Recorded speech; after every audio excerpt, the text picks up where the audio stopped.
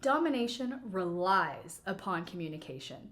In every act of dominance, you're communicating a message to your submissive, whether through your tone, body language, words, or merely the deafening sound of your silence.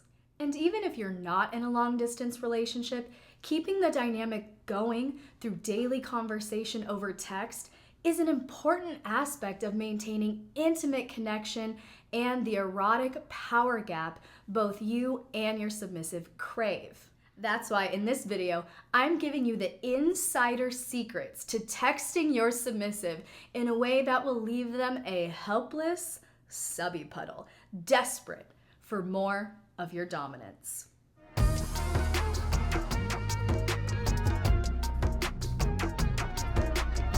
To keep things as simple as possible, I'm going to break down the 5 main types of erotic texts you can use with your submissive, as well as the 5 primary tones to lean into over text and multiple examples of how to do it.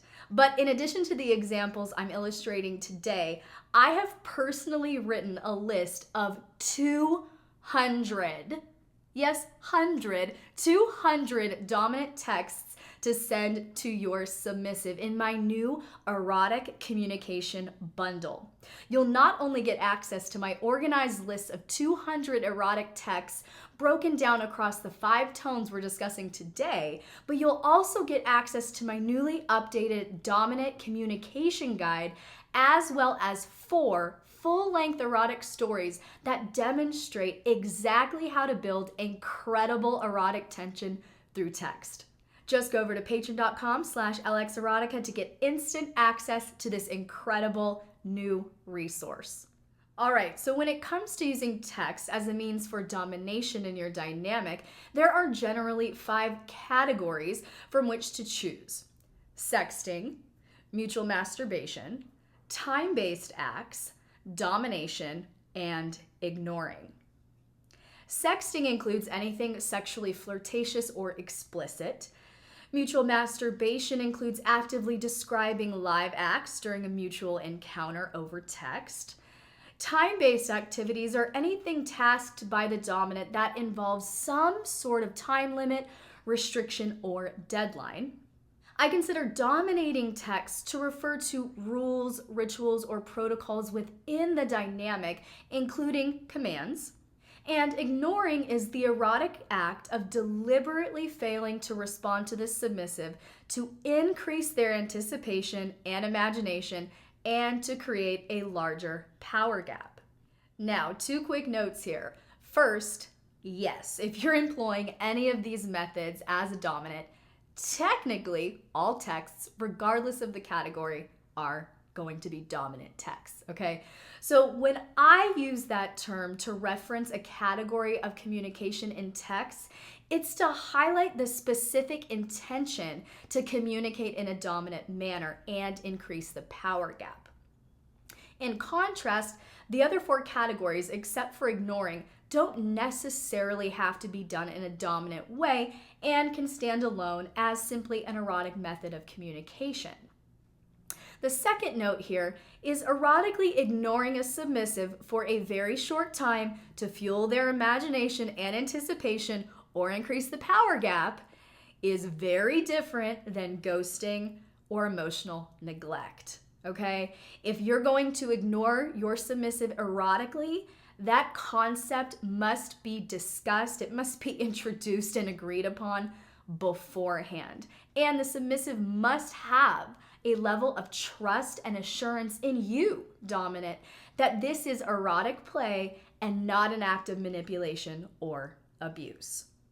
I would also encourage you, dominants, to add an element of role play to any ignoring you may employ to reinforce the concept to the submissive that this is play, that's it, that they're not going to be neglected, they're not going to be abused in any way. Remember, this is all supposed to be fun. So, sexting, mutual masturbation, time-based acts, domination, and ignoring are possible methods for erotic texting. But you can take any of these up a notch and really tailor these methods to your dynamic by leaning in to any of the following tones. Remember, how you say it is more important even than what you say. Yes, what you say is important, but how you say it can really communicate on a whole other level. For instance, is that what we're having for dinner tonight? Versus, is that what we're having for dinner tonight? How you say it is just as important. So lead into any of these tones throughout these categories: explicit, commanding, teasing, nurturing, or flirtatious. And for those of you who grew up playing piano, learning piano, like myself, do you remember those acronyms, every good boy does fine, all that for memorizing? Well, I have one for you to memorize these 5 tones. Every crop tastes of nothing but flesh. E, C, T, and F, explicit, commanding, teasing, nurturing, or flirtatious. Now, explicit texts are those that are highly sexual in nature, highly explicit, very detailed. Commanding texts can also include softer elements of correction. So commanding and correction, they can kind of go together.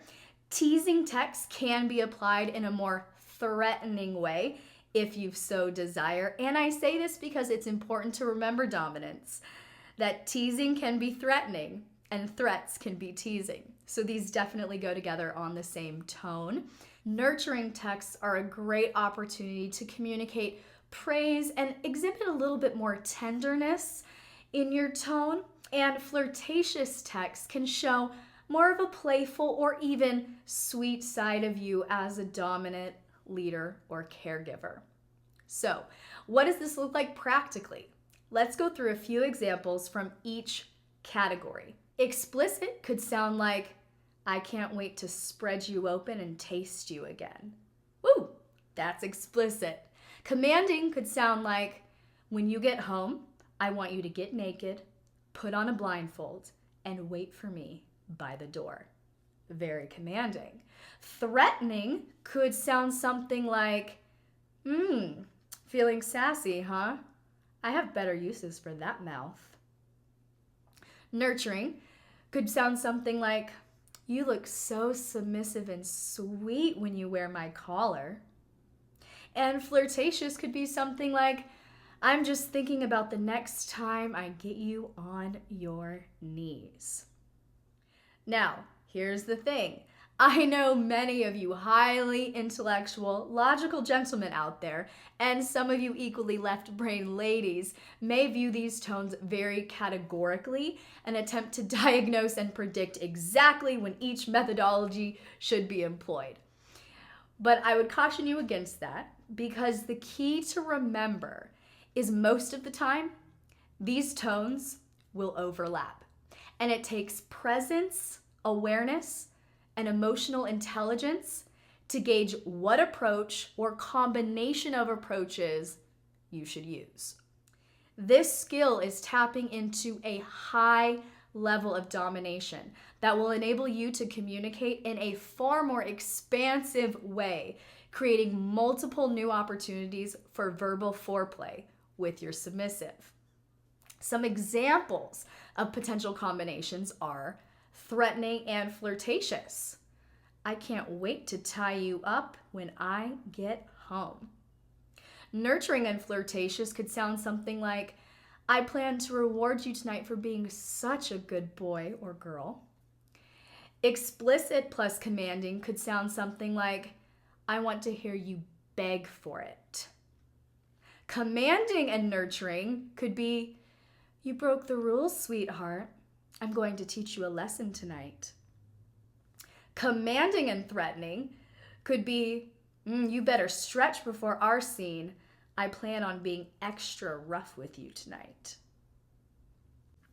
Explicit and threatening could be, you're going to have tears roll down your cheeks for me tonight. And threatening and nurturing could be, do you trust me? Good, because you're going to prove it tonight. These are just a few countless examples. And this doesn't even touch those phrases that mix 3 or more tones.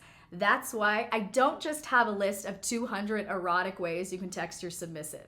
This is an interactive guide to verbal foreplay that will help you find exactly the right combination of tone and language for any given situation.